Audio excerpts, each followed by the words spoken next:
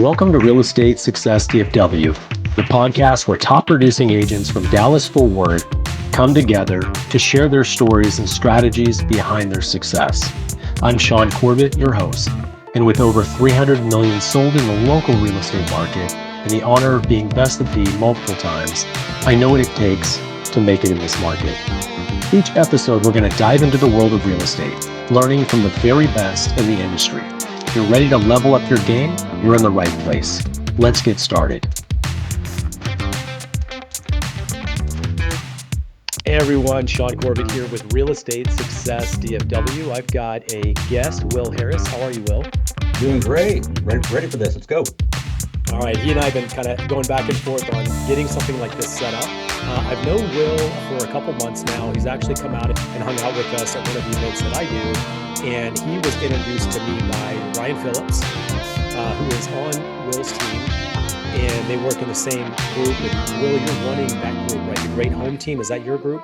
That is correct. Yes. Okay. And you've been killing it. I don't normally want anyone on here that's either new or hasn't had the experience or things to share, because it helps working from experience. You know, we can all go to class, but we know that's not going to sell real estate. You know, you got to get out there and do it. And there's a whole lot of nuances and things that you won't learn going to school. I just know that Ryan mentioned that he had his team lead, that he would come out and, say hi as well. So that's how I got connected with you, and that he normally is able to beat you every month. So I just want to make sure. Let him dream. Let him dream. All right. So, and Ryan will appreciate the shout out, I'm sure. They rib each other the couple meetings they came out. So it's really fun. I enjoy a little competition, keep a little light going, and then let's rock and roll. Let's close some transactions and help as many buyers and sellers as we can. I always start a little bit with the background, so you didn't start selling real estate in high school. So, how do we decide we're going to be a real estate agent and start selling houses? How did that start? Sure. Because I retired from the Army in July of 2016. Got a medical retirement and got out a little bit early and stuff. But at that time, I didn't really know what I wanted to do with my life. I had, 2 MBAs coming out of the Army. I just really couldn't find a good fit for what that worked for me, if that makes sense, right? And then my wife kind of smacked me in the back of the head and said, hey, let's go down the street and talk to this real estate lady. A month later, I got my license and started this team. My wife quit her corporate job about a month after that. Got on board with it. This is 9 years ago. We've just been doing that ever since. Here we are. So your wife works with you. I actually did not know that. Right. How do the roles? How do you guys set that up? When she says I have to do something, I do it. So you brought her on and she became the CEO. I love it. That's great. No, actually, I kind of served the role as a team leader. We just opened up a franchise brokerage a couple years ago, so she's kind of secured it now. So we kind of have different roles in that regard, but at the same time, we still run the team. We have different personality types, so kind of depending on where that fits in, we just make it work.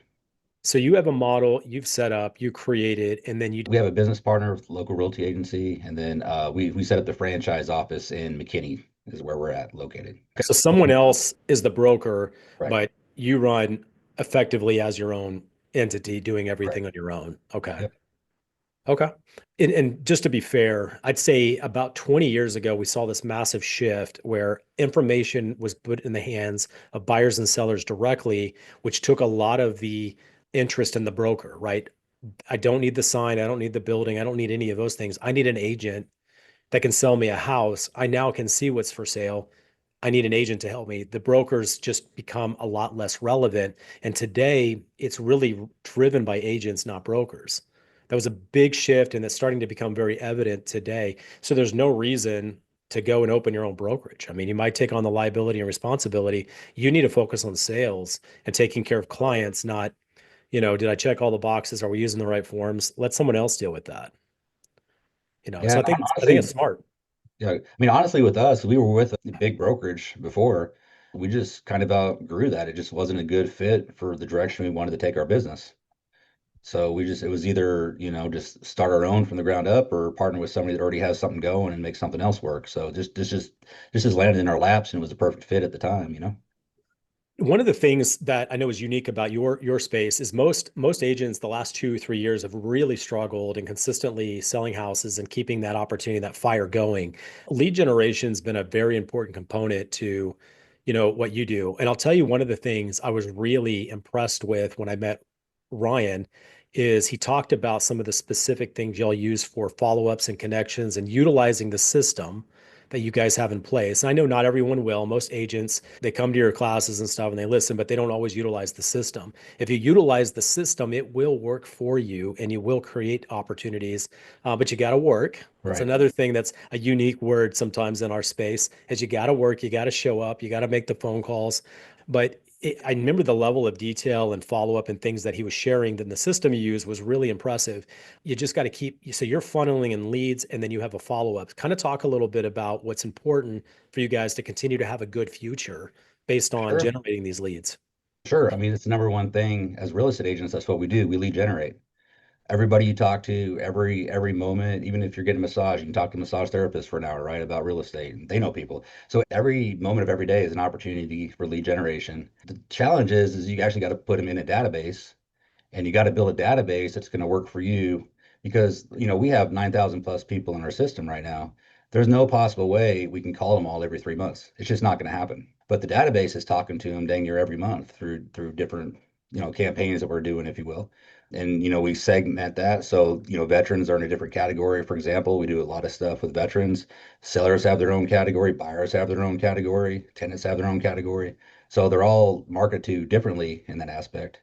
But we just spent all these years building this massive system that is toxin for us. So, and time to time, there'd be somebody that just slips through the cracks, haven't talked to her for a year. They just show up and they're ready to do business. And as far as they're concerned, we've been talking to them because our system does that. And that's what we want. Yeah, I know you mentioned veteran, and I know that was a special spot for Ryan and yourself. And I know both of y'all really have a space there that's close to you, and you're able to communicate, talk their language, you connect with them, you went through what they went through, and that's really been an opportunity.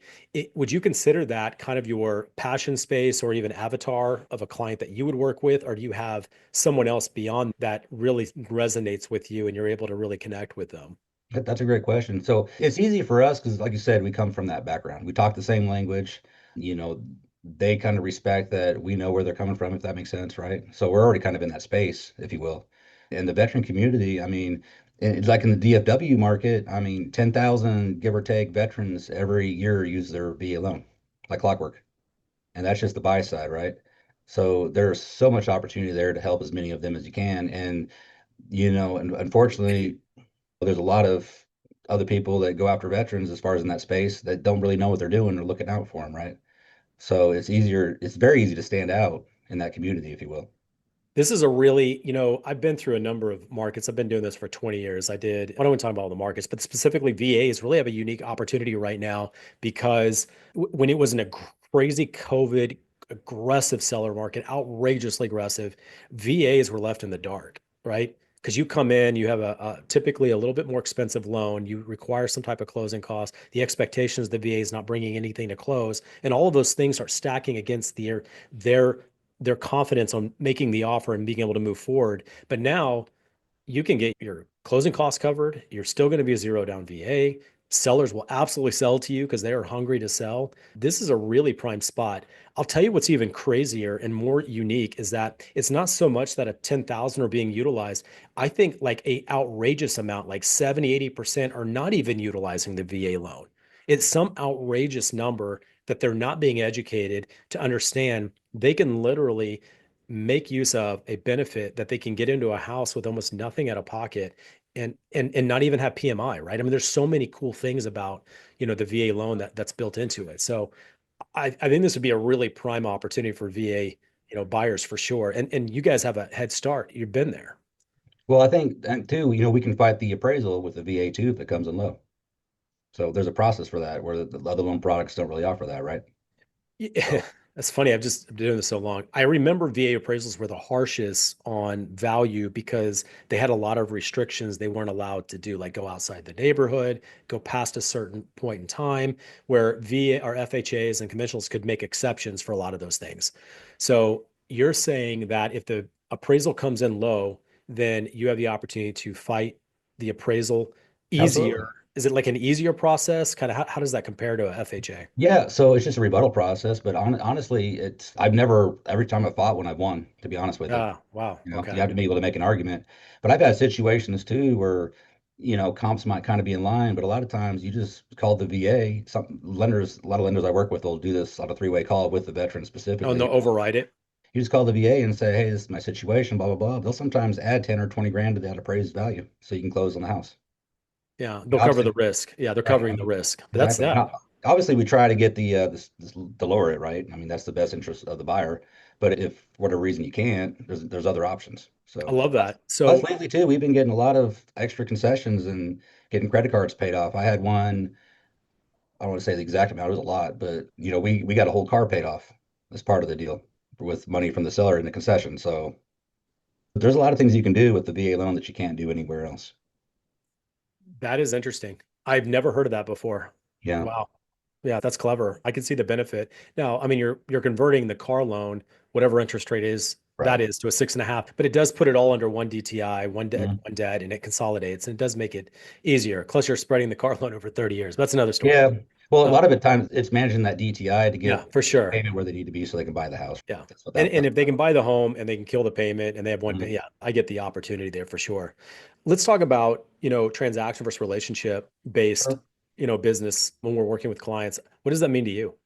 Yeah. So that's a great question. So especially in the market that we're in now, because markets are always shifting, right? So what I see is a lot of big teams spending hundreds of thousands of dollars on leads. And when the market shifts like it did recently, those teams are still writing those checks to those companies. And leads kind of dried up to a certain extent. And they're not as good of quality anymore just because of the way the market is. But they're still paying all that money, right? So we don't even really spend a lot of money on leads, to be honest with you. We really don't, other than it's like social media ads, stuff like that. But just the way we do it from a relational standpoint is we just focus on creating relationships with everybody in our database. We get more referrals that way. They just happen to love us more because we're actually calling them and telling them happy birthday and just little things like that, right? So because of that, our business has increased year over year, regardless of what the market's doing. And this year, we're looking to double what we did last year already in this market. So I, Wow. I contribute that to being more relational versus transactional because transactional to me just means that, you're just turning and burning leads. And once you close, you never call them again. And I see Yeah. that a lot in this industry, unfortunately. The percent is so high that, and what's even crazier is, let's say you sold a house to someone and they're ready to sell 5 to 7 years down the road. If you ask them, would you use that agent again? Most of them would say yes, Absolutely. most, but they don't call them Hmm. because they're not touching them. They're not staying on top of it. They're not having any type of relationship. They were just the money opportunity and then they never talk to them again. But staying in front of them and connecting with them, now you're top of mind again. They're going to call you to sell their house. It's Yep. incredible the amount of people would have already called them, but they forgot about it. And then, they go to an open house and everything changes, right? All of a sudden, oh, okay, well, yeah, I want to buy this house. And then they just forget who sold them the house because they're not top of mind. Well, yeah, if you're not number one or number two in their mind share, I mean, you already lost the business. Yeah. So it's always staying there because you never know when somebody's going to just wake up and say, I'm going to buy a house today or I'm going to sell my house now. So I want to clarify something you Yeah. said. I really Oh, do go want to ahead. focus on this. So relationship based, I think of in the when you're selling houses, is staying in contact with them, but you're doing something a little different. So we've got a database. Anyone they touch or bring in or share or connect, and you put them in the database, you're going to also include them in your birthday calls or whatever touch system that you've created for that space. So now Mhm. we're going to be reaching out to their opportunities and putting our money and energy and VA or whatever cost to stay in front of all this. We're going to put our money into that instead of Zillow or realtor.com or some other cold lead generating system because they're very expensive per lead. Absolutely. So you're spending a lot less and you're still doing the same amount of touches, but with people you have a better chance of converting because they already have a one person away conversion. Yeah. And I look at it this way too. You always have to provide value. What is that value, Yes. right? I mean, you can create a lot of value just by sending handwritten notes. Like, hey, it was great having a conversation with you the other day. It's great cashing coffee. We drove through your neighborhood the other day. I just thought about you, just wanted to check in. All sorts of different ways to do it. But we do, like, we're putting together, we rent out a water park for a private client event every year. And it's expensive, yes. But I mean, we're hitting our entire database. Last year we had, I think, between like 550, 600 people that came out of that. But the fact that everybody was invited to a private water park event, completely paid for, it just they just feel special because they were even included, even if they don't go. You had 5,600 come Oh, out. yeah, roughly 5,600 people. Wow. Yeah. So you paid for the I water say parks. 500. Oh, my apologies. 560. I'm Okay, getting my, that's okay. yeah, 560 is still a yeah, big number. yeah, I'm impressed with that. So you basically you rent out the water park and any and every person you can get that's reasonable touch, it's free for you. Come out. We took care of it. Enjoy the day with us. yeah, Okay. That's real clever. You got to have yeah. some numbers of people to work that, but that's real clever. Yeah, I mean, we have like Rudy's Barbecue come and cater it. I mean, like I said, it's pricey, but well worth it. We do like a raffle, so people get raffle tickets. Everybody likes to win stuff, right? And it kind of makes everybody stick around to the end too. So I mean, I just ordered 7 85 quart branded Arctic coolers. The ones with the wheels and everything on them, right, for this thing. And they're Yeah. pricey, but everybody loves them. So you Is, get is like a like brand is you after talking I about buy like for like as giveaways? them. Okay. Basically, yeah. So it's a whole event. So Mhm. if you stay, you get the raffle, you can be there for the whole event. And then I do you as a requirement, do you collect anything like phone, email, or do you already have all that? That's a great question. Yeah, so in order for them to register, and this is also a good way to make sure you're keeping up with people's addresses and stuff, right? Yes. So when they Yes. register, yes, we collect their birthday for one, especially whoever registers, that way we get their birthdays, right? So we got the birthdays, we could get their updated addresses, phone numbers, emails, and then we get an email for everybody they're bringing too. And all their kids. For adults anyway, yeah. And if they bring their kids, if we don't require an email for kids, right? But Well, no, no, no, but yeah, you can get their birthdays. It's just yeah, more, okay, I'll give you my birthday. I can come and stay for free. No problem. And yeah. yeah, wow. I mean, it's an expensive. Not all agents can reach that point or do that, but you can think smaller. You don't have to Yeah. go quite as grand or big, but that's an incredible opportunity. Never heard that one before. Matt, I'm telling you, I'm taking notes here, Will. I appreciate you Well, I can't sharing. give you all my secrets, man. Yeah, I love it. And I know you've been to one of my events. One of the things I always share is, well, you can tell me everything you're doing. I'm never going to be Will Harris. Yeah. I'm But never that's going to true. be Yeah. great home team. Not. I mean, even if I decide I'll go rent out a water park, our database is not crossing and we're not going to compete with each other. Mhm. And we're following up and nobody else is. You Because know, I'm glad you brought, 80% of the agents aren't going to follow up. yeah, I'm glad you brought that up because I think a lot of people don't really think with an abundance mindset and we don't really try to help each other grow. Yeah. Because my opinion is this, the more we help each other in this industry, the better this industry is going to be. The easier it's going to be to get transactions done because we have relationships with each other. It all comes around full circle. It's absolutely true. And obviously, that's where I'm at. That's what I do this for. Let's talk about systems, processes, and procedures. I know Sure. that's most agents focus on transaction. They do one at a time. They might get a CTC. They might cover some basics, but you have to think a little bit beyond that if we're going to have, 10,000 people in our database and really properly, effectively stay in front of them. What does that look like as far as a part of your business model? And ultimately, it sounds, I don't say unemotional, but it sounds detached.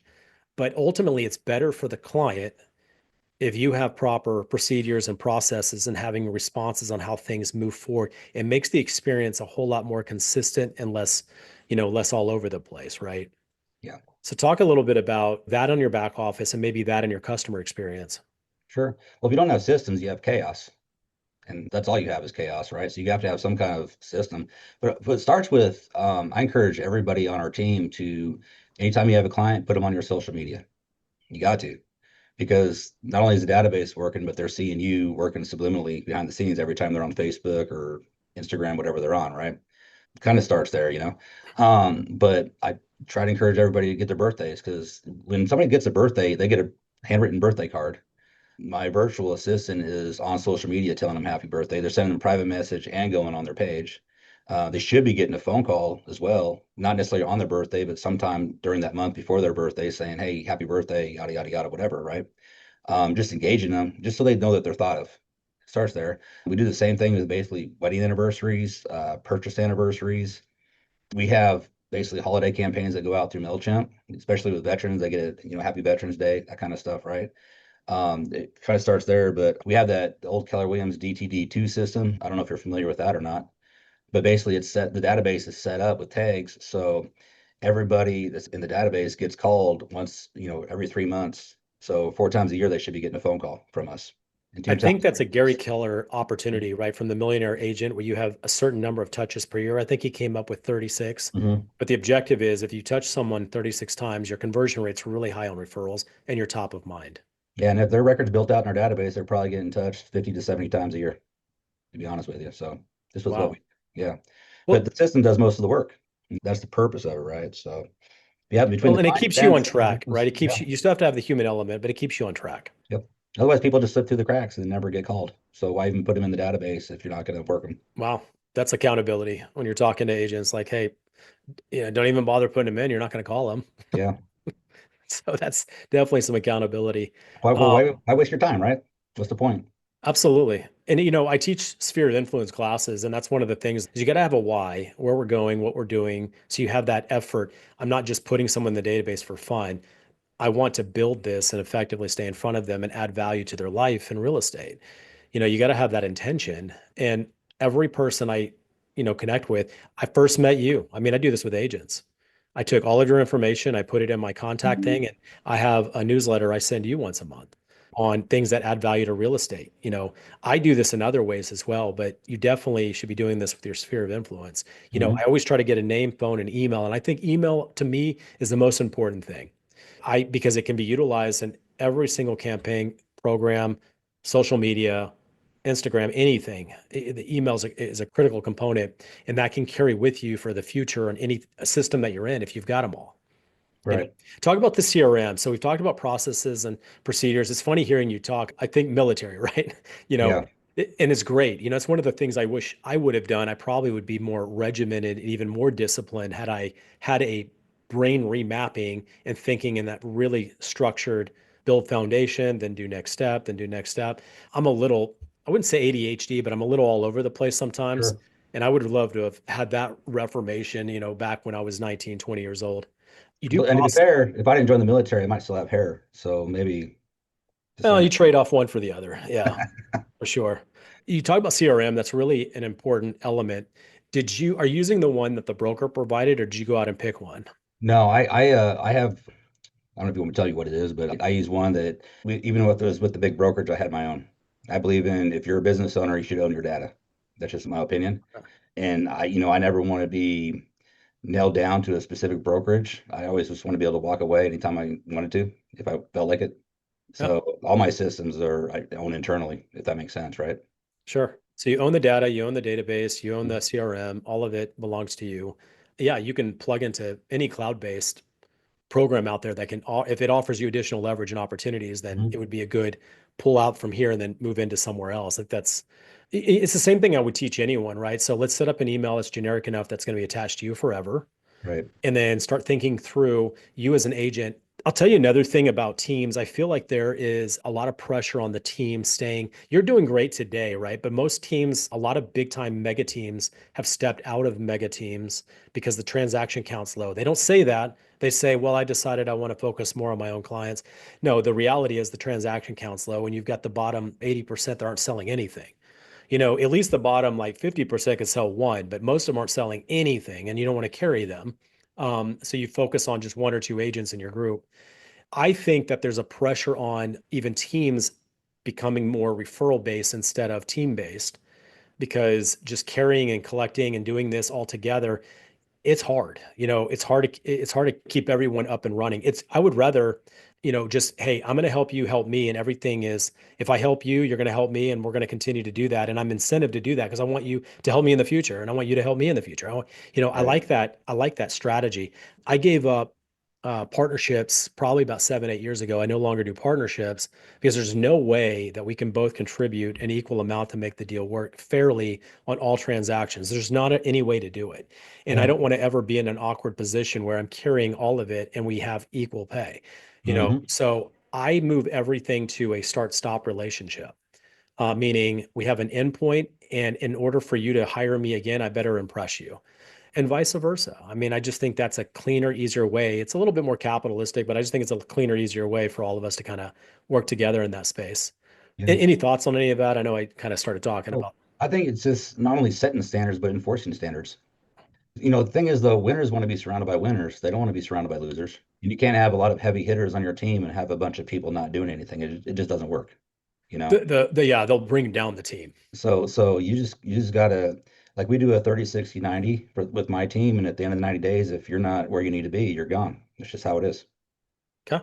you know? Yeah. And I think most will just carry them around and they're not producing. But that's a cancer on the organization. Yeah, and one thing I love about my database too, if somebody's not, I mean, obviously they're independent contractors, but if they're not participating on the morning calls, just the check-ins or whatever you want to call them, if they're not participating in that, if they're not calling the round robin leads when they come in, I cut them off the system. They just don't have Right. access anywhere, right? I mean, Yeah. you got to have systems in place for all that. Otherwise, it's just again chaos, you know? Yes. And most brokerages don't have anywhere near that level of accountability. They'll let them just kind of drag and not produce. What do you do for self-care? Because we can't Yeah. just work and work and work. You have a very intense personality, and I've heard that about myself. I get intentional. I'm very passionate about doing what I do, and it's hard to turn off, Hmm. and start. Because I mean, you have kids, right? All my kids are older, luckily. Okay. Yeah, it'd be harder to do what I'm doing right now if I had younger kids, to be honest with you. Well, I At got least this is four. cool. I got a Yeah. 4, 6, 9, and 10-year-old. Yep. So I got to turn it off because I got to give them my effort too. I can't just give it all to real estate. So how do you speak to that? Because we can't just work 24/7. We're not good to Yeah. anybody.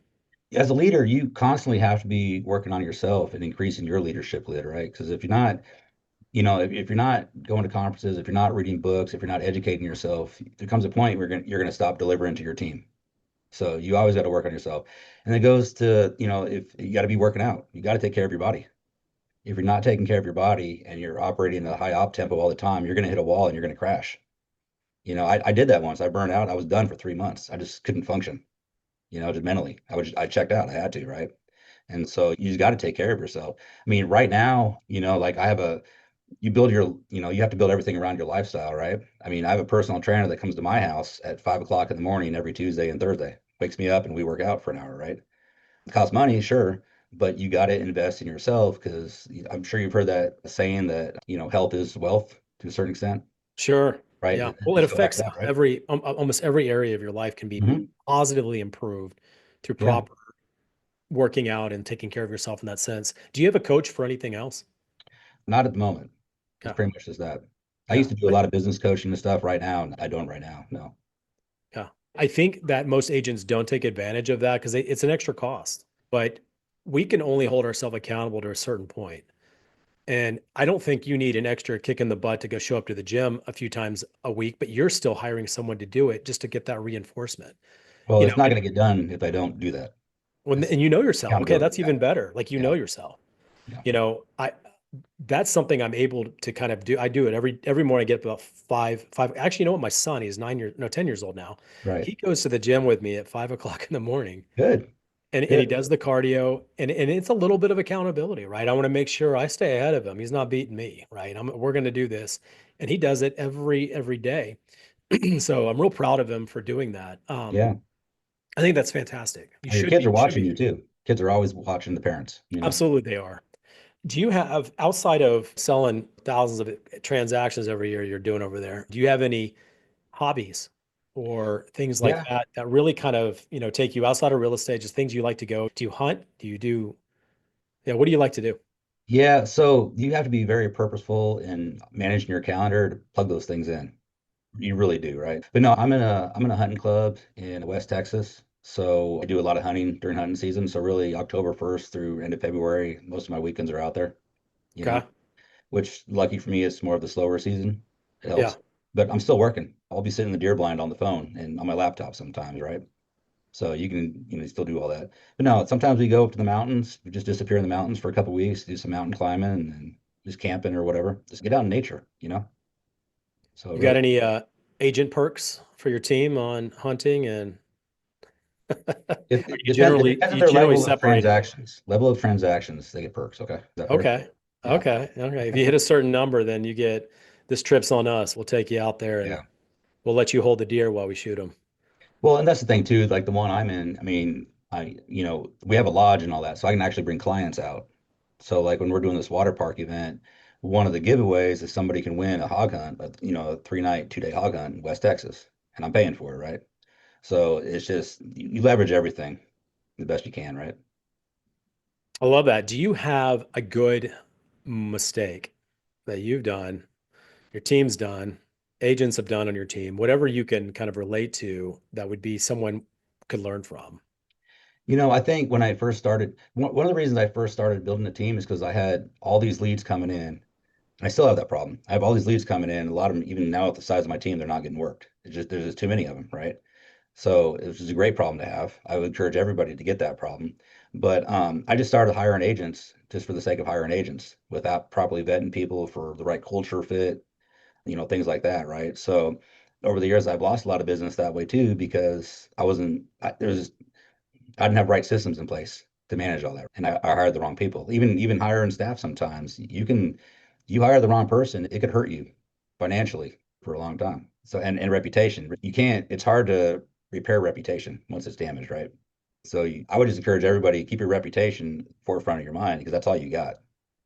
Yeah. I mean, that's the only way people can connect or relate to you. And if you hear anything negative in our business, you're not getting the opportunity. I mean, you Right. don't have room for much negativity. You got to put out a pretty good, solid front all the way around and make sure, because there's plenty of people that do what we do, and everyone thinks everyone can do the same. Yeah. Unfortunately, that's just a lot of assumptions they make. Well, I heard one negative thing about you. I'll just call the next guy, and it's going to be the same Mhm. experience. And you and I know it won't be. Yeah. But it's a tough part about a business. That's why our Google reviews are really important. Is a good place Yeah. because it works cross-platform along everything. I used to do Facebook reviews, but I mean nobody's on Facebook on the ad part. Let me rephrase that. On the page part, No, I like get it. Yeah. yeah, Yeah. unless you're paying for it, it's not going to get in front of anyone. So no one really goes there for reviews. Google, they go to for they may go to Zillow for reviews. Hmm. Yeah. Um, Google's the biggest one for us, honestly. So that is you utilize the Premier agent and staying in front of there, getting reviews. You keep that as high as you can get. Okay. yeah, and of course, our staff, they're always pushing for reviews, so are the agents, right? I mean, it's just if you don't ask for reviews, you're not going to get them. The trick Oh, is for just sure. ask, give them the link, make it easy. Tell me your process on that. I think it's a critical component. So I finished the transaction. We send out a group message, my admin does, and they Hmm. ask for giving us feedback and reviews. It's important because that's how other buyers come and evaluate me that I don't have a direct relationship with. How do you how are you able to get reviews, and what do you think your percentage of closings you get a review on? So to be fair, I'm still struggling with asking, to be honest with you, if I'm being Okay. upfront. But no, because I just actually because we went what 2, 3 years without even having any administrative staff, right? Yeah. So I just kind of put the onus on the agents, which is why it Okay. wasn't getting done. So it starts with now I have staff, so I bonus them when they bring reviews in. Give them an incentive, right? So it's just an So they're extra. going to stay on it to try to get that review. Okay. Exactly. Okay. Incentivize everything, right? If you can. But honestly, if you do a good enough job, all you literally have to do is just text them the Google link and say, "Hey, would you mind leaving me a review?" And 99% of the time, they're going to do it if you ask. You know. Okay. But I think you got to be careful about it too, because if they're in the process of moving that day and you send them that text, it's just Yeah, sitting. timing is tough in this So business too. yeah, Yeah, if you do it the first week, they're not getting to it. yeah, But even 2 or 3 weeks later, you got to kind of remember to stay in front of it and keep touching them. yeah. Or you're sitting at the closing table. Yeah, And they're yeah, bringing the title work back or whatever. Just text them the link. Hey, do you mind leaving me a review real quick? Bring a I've heard QR that. code and slide it across the table. Just click on that and go. So. That is the time to do it. If you want to get And the highest percent yeah. chance, they're usually happiest, assuming everything's been addressed and no surprises, right? Yeah. Don't ask if you screwed up. You're not going to get a good review, right? Just put I them love out it. If you were to start today, what would you tell yourself advice that would be more important than almost anything else you could share? there. Oof, that's a good one. I would say just be ready for a roller coaster. To be honest with you. I mean, in my experience, and I was told this coming into it, you really got to hustle for a solid 3 years before it kind of starts turning where business starts coming easier. Does that make sense? And of course, I went into it just like anybody else. I didn't really believe it, right? But it's true. About the 3 year mark is when I started having a lot of repeat business. And I just kind of go back to where we're at now, I really focused on just owning my own stuff. So I had control over everything. So to be fair, I don't really know what I'd tell myself different other than, take better care of myself when I first started so I don't get burnout. Yeah. That'd be the one thing I'd say, you I'll tell know? you one thing it makes me think about is the yeah, staying in front of your database for sure. My sphere, I did not get serious until about 2, 3 years ago. And I've been doing this for 20 years. Yeah. And I realized that I have people that know and I know like and trust me would have called me, but they didn't. And it's because I'm not top of mind. So you got to get really intentional You about know, that. I would say this too. You work with people, things get messy. You're gonna have people you are in touch with all the time. They still end up using somebody else. You can't take it personal. You just Yeah. gotta understand it's business, right? My thoughts are this, if I'm calling somebody in my database and they end up using another agent, it's my fault for not staying in touch. That makes sense? Cool. You close on a house. What's your new address? I'm gonna put you on my stuff, invite you to my events and all that, and I'll just get you on the next one. It is what it is. So I think people can get too emotionally wrapped up in that kind of stuff. And I think if you kind of have your mindset like that, then you're not going to make it in this business. You got to be a rubber band and just let stuff bounce right back off. You know what I'm saying? So you just, it's an emotional roller coaster. It really is. Yeah, for all of us been here a long time, there's plenty of opportunities we probably should have worked or could have worked, Hmm. or maybe we got fired, for whatever reason, inside or outside of our, control. And it's frustrating. It's hard because a lost deal is a big chunk of money in our business, right? Yeah. I'll tell you one thing I think about is the roller coaster made me think about I have months where I might have 2 or 3 months in a row that it's unbelievable. The gross income is incredible. And Hmm. then you might have 6 months that's really dry. I used to be insulated from that for many years, and all of a sudden, the last couple of years, it's really hit hard. So I really got hyper focused on my sphere to start leveling out those roller coaster opportunities. But if you have a lot come in a short time, you better put it away Yeah. because there ain't a whole lot of places you can turn to for quick cash in this business. You don't want to be trying to do leases because that hardly covers the real cost of running the business. Yeah. And I think too, I think especially newer agents, I feel like, you got a client, you're all excited, you're happy, but it could be somebody that's just completely wasting your time too. So Yeah, focus on people that you can actually help. I mean, I've fired sellers before. Simple things like you have 15 cats in your house. You said you're going to get them out of the house for showings, and you're not. I can't sell your house if you're not going to do this. So bye. You, yeah, you just got to be ready. Same with buyers. If first of all, if you do the right buyer consultation, you're going to know if you're going to have a challenge, right? You yeah, should. But that comes with experience sometimes. But if yeah, it's obvious they're wasting your time, go somewhere else. 'Cause if yeah. you're focused on people that you're never going to get paid for helping, you could be helping other people that are going to pay you. You know? Yeah, that's a hard one for any agent to learn because they want to hang on to everything. Yeah. It's hard to say no or so hard to fire those opportunities. Man, I appreciate you, Will, for jumping in here. How do we find you? Just you can email me, will@greathometeam.com, or call me at 214-399-4714. Okay. Thank you so much for being on our podcast this week. It was very transparent, and I appreciate Ryan bringing me to you and making that Yeah. connection. You and I have a lot in common, and I think we're both pretty focused on taking care of the clients, being intentional, being relational, having processes in place. I think all those are really critical and things that all agents should have some level of comprehension with because they're all going to help you. That's all I got for this episode of Real Estate Success DFW. For those of you that are new, please subscribe to the podcast. For those that want information with Will, we'll have notes and things that you can follow up with him as well. Until then, manage your process as well and have a high performance week. Thank you. That wraps up another episode of Real Estate Success DFW. I hope you're leaving with new insights that push your real estate career forward. If you enjoyed the show, please be sure to subscribe, leave a review, or share it with fellow agents who's ready to succeed. And if you're interested in working together or have any questions, I'd love to hear from you. Reach out to me directly. My personal phone is 214-228-0383. Let's connect and make real estate success happen together. Until next time, keep pushing forward. I'm Shaune Corbett, and this is the Real Estate Success DFW. Have a high performance week.